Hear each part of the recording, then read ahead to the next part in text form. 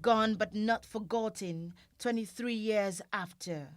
This is the common emotion expressed at this procession as Nigerians here make their way to the tomb, the resting place of a human rights activist, Kudirat Abiola, the wife to the late Chief MKO Abiola, the winner of the June 12 election. She was gruesomely murdered on June 4 whilst her husband was being detained by the Nigerian government. Prior to her death, she advocated for the government of the day to allow for democracy by upholding the June 12 presidential election, as well as grant her husband freedom.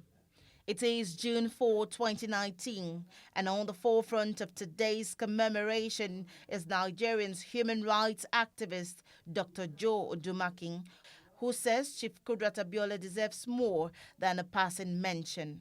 She ran like a thunder in the gathering of pro-democracy activists, insisting that the right thing must be done in our nation. For her stubborn defense of principles, they killed her on the streets of Lagos.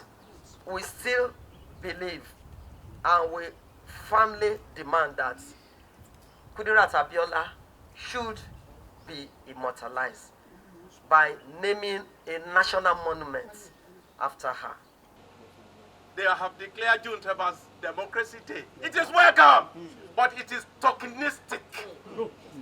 The essence of June 12 is farewell to poverty. Hafsat Abiola, daughter of the deceased activist, is grateful that Nigerians do not forget her mother's supreme sacrifice for democracy.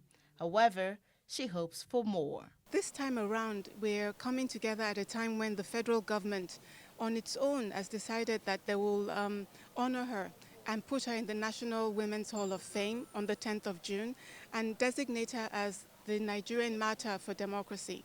So it seems as if we're finally aligning the federal government and the people of Nigeria. So I'm so happy, and I hope that this is the beginning of affirming women's role in Nigeria. Alhaja Kudirat Abiola remains a symbol of Nigeria's struggle for democracy. 23 years after her assassination, scores of persons continue to gather at her graveside. Mary Chinda for Plus TV Africa.